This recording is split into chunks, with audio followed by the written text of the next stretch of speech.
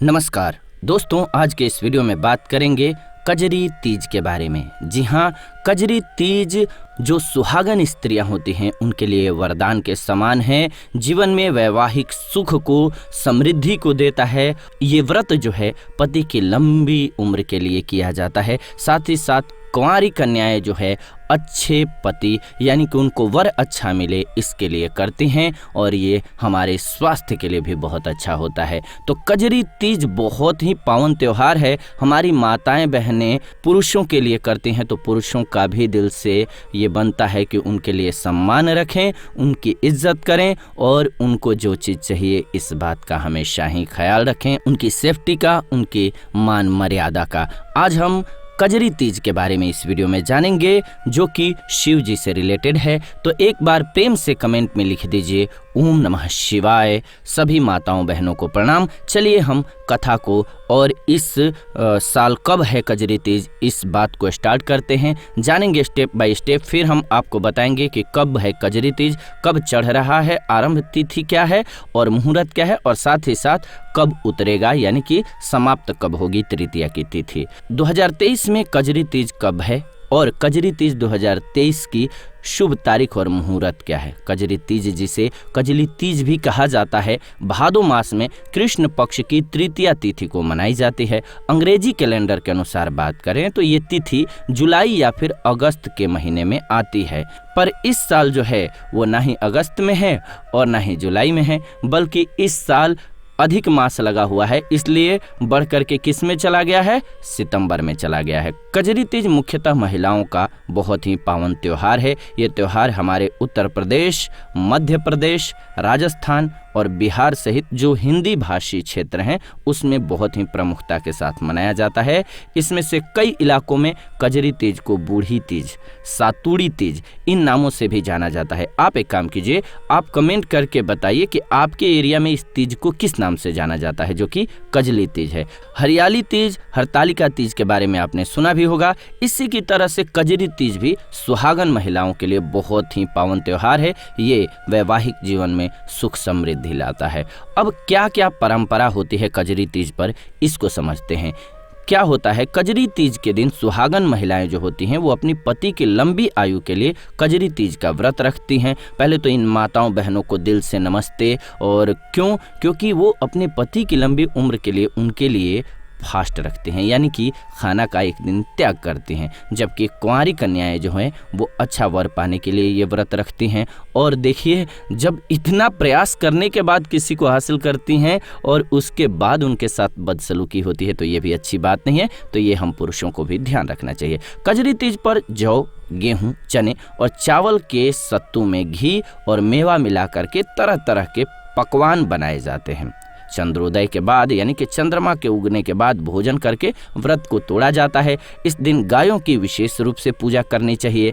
आटे की 7 लोइयां बना करके उन पर घी, गुड़ रख करके गाय को खिलाइएगा। इससे आप देखेंगे कि जीवन में आपके कभी भी दिक्कत नहीं रहेगी। पैसों की दिक्कत आ रही है, खास करके अगर पारिवारिक कलह बढ़ रहा है, पति पत्नी में लड़ाई रह रही है, तो वो दूर होता है। कजली तीज पर घर में झूले डालने चाहिए और महिलाएं एकत्रित होकर के नाचती गाती भी हैं। एक बात ध्यान रखिएगा, अगर पति पत्नी में लड़ाई चल रही हो और बनता कम हो तो साथ में आटे की लोई को लेकर के जाइए और गाय को खिलाइए। साथ में जाइएगा, ध्यान रखिएगा, कोशिश कीजिए जैसे भी हो सके। आप अगर चाहते हैं रिलेशन अच्छा रहे तो ये करना चाहिए, जिस बहाने से आप करा सकें। इस दिन कजरी गीत गाने की विशेष परंपरा है। यूपी और बिहार में जाएंगे तो कजरी एक गायन की विधा है जिसमें कि कजरी गाया जाता है। बहुत ही मीठा इसका कंपोज यानी कि धुन होता है। आप सभी के एरिया में कौन सा कजरी गीत बहुत फेमस है, एक लाइन कमेंट करके जरूर बताइए कि आपके एरिया में कौन सी कजरी गीत जो है सबसे फेमस है। कजरी तीज की पूजा की विधि क्या है, इसको समझते हैं। कजरी तीज के अवसर पर नीमड़ी माता की पूजा करने का विधान है। पूजन से पहले मिट्टी और गोबर से दीवार के सहारे एक तालाब जैसी आकृति बनाई जाती है। घी और गुड़ से पाल बांध करके और उसके पास नीम की टहनी को रोप देते हैं। तालाब में कच्चा दूध और जल डाल दिया जाता है और किनारे पर एक दिया जला करके रखना होता है। थाली में नींबू, ककड़ी, केला, सेब, सत्तू, रोली, मौली, अक्षत, इन सभी को रख लीजिएगा। इसके अलावा लोटे में कच्चा दूध लेना है और फिर शाम के समय श्रृंगार के बाद निमड़ी माता की आपको पूजा करनी है। कैसे करनी है? तो सबसे पहले निमड़ी माता को जल और रोड़ी के छींटे दीजिएगा और चावल यानी कि अक्षत चढ़ाइएगा। निमड़ी माता के पीछे दीवार पर मेहंदी, रोली और काजल की 13 बिंदियां अंगुली से आपको लगानी है। मेहंदी, रोली की बिंदी अनामिका उंगली से लगाइएगा। अनामिका उंगली यानी कि कनिष्ठिका उंगली के बगल वाली, यानी कि सबसे छोटी उंगली जो होती है उसके बगल वाली उंगली को अनामिका उंगली कहते हैं। इसी उंगली से आपको लगाना है।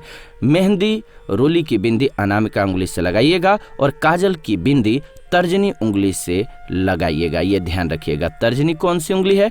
अंगूठे की बगल वाली उंगली को तर्जनी कहते हैं। निमड़ी माता को मोली चढ़ाने के बाद मेहंदी, काजल और वस्त्र चढ़ाइएगा। दीवार पर लगी हुई बिंदियों के सहारे अच्छा आप लगा दीजिएगा। लच्छा लगाना बहुत जरूरी होता है। निमड़ी माता को कोई फल और दक्षिणा चढ़ाइएगा और पूजा के कलश पर रोली से टीका लगा करके लच्छा बांध दीजिएगा।